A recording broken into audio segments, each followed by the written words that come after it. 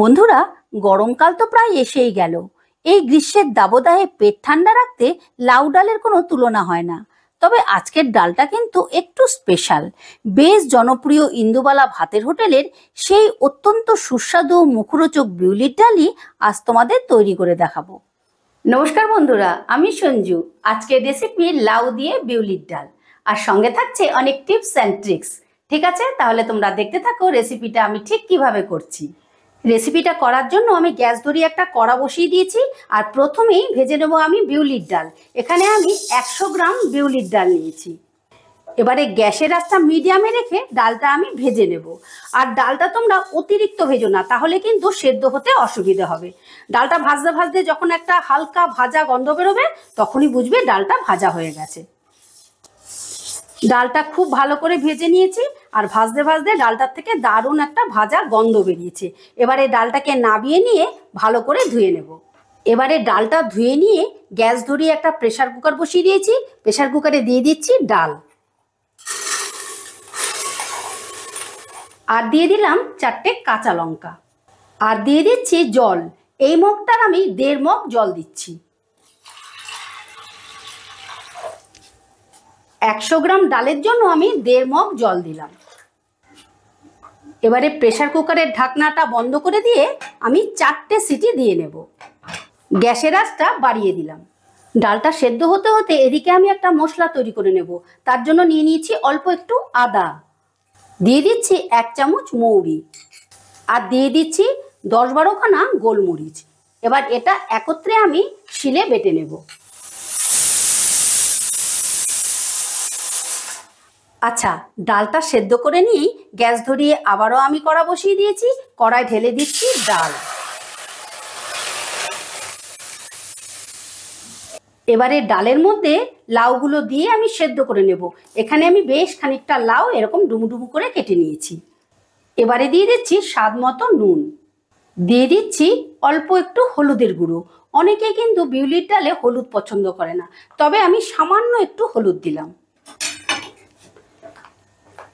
এবারে সমস্তটা ভালো করে মিশিয়ে দিচ্ছি। আর বন্ধুরা, আমাদেরই ফেসবুক পরিবারেরই একজন সদস্য প্রতিমা রয় কর্মকার এই রেসিপিটা করার জন্য রিকোয়েস্ট করেছিলেন, আর তারই রিকোয়েস্টে আজকে আমি এই রেসিপিটা করছি। থ্যাংক ইউ প্রতিমা। আর তোমাদেরও যদি এই রকম নিত্য নতুন রেসিপির আইডিয়া থাকে, অবশ্যই কমেন্ট করে জানিও। আমি রেসিপিটা করার চেষ্টা করব।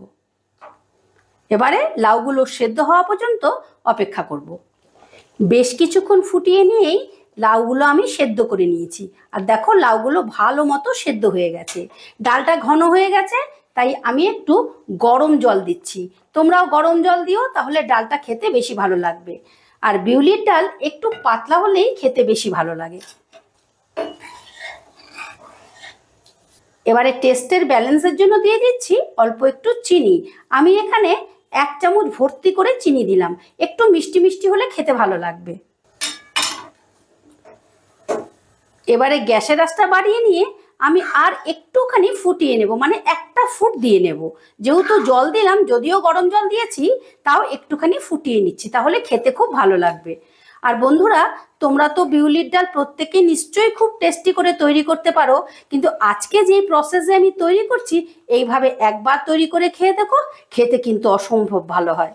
আর খেয়ে যদি তোমাদের ভালো লাগে, তাহলে ছোট্ট একটা কমেন্ট করে দিও, আর লাইক শেয়ার করতে ভুলো না যেন। ডালটা আমি 1টা ফুট দিয়ে নিয়েছি। এবারে ডালটাকে আমি নামিয়ে নেব। এবারে ডালে ফোড়ন দেওয়ার জন্য আবারও আমি কড়া বসিয়ে দিয়েছি। কড়ায় দিয়ে দিচ্ছি সর্ষের তেল। এখানে আমি 2 চামচের মতন সর্ষের তেল দিলাম। তেলটা গরম হয়ে গেলেই দিয়ে দিচ্ছি ফোড়ন। এখানে দিচ্ছি একটা তেজপাতা, 2টো শুকনো লঙ্কা, আর 1 চামচ 5 ফোড়ন। ফোড়নটা একটু ভাজা ভাজা করে নেব। গ্যাসের আঁচটা অবশ্যই লোতে রেখো। ফোড়নটা একটু নাড়াচাড়া করে নিয়ে দিয়ে দিচ্ছি হিং। এই ডালে কিন্তু একটু হিং দিলে ফ্লেভারটা দারুণ আসবে। আর হিং দেওয়ার সময় অবশ্যই গ্যাসের আঁচটা একেবারে লোতে রাখবে। ফোড়নটা একটু নাড়াচাড়া করে নিলাম হিং সমেত। এবারে দিয়ে দিচ্ছি সেদ্ধ করা ডাল।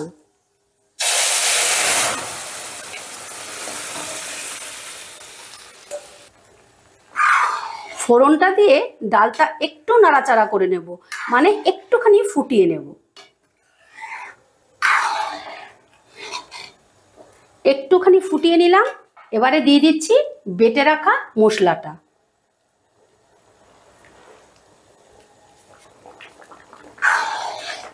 এই আদা মৌরি আর গোলমরিচ বাটাটা দেওয়ার পর কিন্তু বেশিক্ষণ ফোটাবে না, তাহলে মৌরির যেটা মিষ্টি গন্ধ আছে সেটা নষ্ট হয়ে যাবে।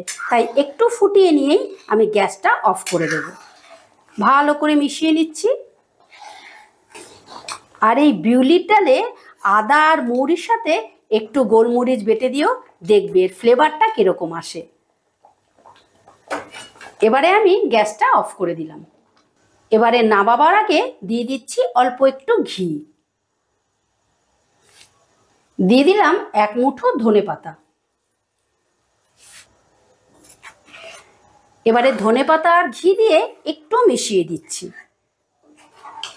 দেখো কতটা লোভনীয় হয়েছে দেখতে, আর দারুণ একটা ফ্লেভার বেরিয়েছে। এবারে 2 মিনিটের মতন স্ট্যান্ডিং টাইমে রেখে তোমাদেরকে পরিবেশন করে দেখাচ্ছি। এই দেখো বন্ধুরা, লাউ দিয়ে বিউলির ডাল ফাইনালি রেডি। আজকের ভিডিওটা ভালো লেগে থাকলে আমার চ্যানেলটা সাবস্ক্রাইব করে পাশে থাকার অনুরোধ রইল। আবার দেখা হচ্ছে নতুন কোনো ভিডিওতে। ঠিক আছে, টাটা।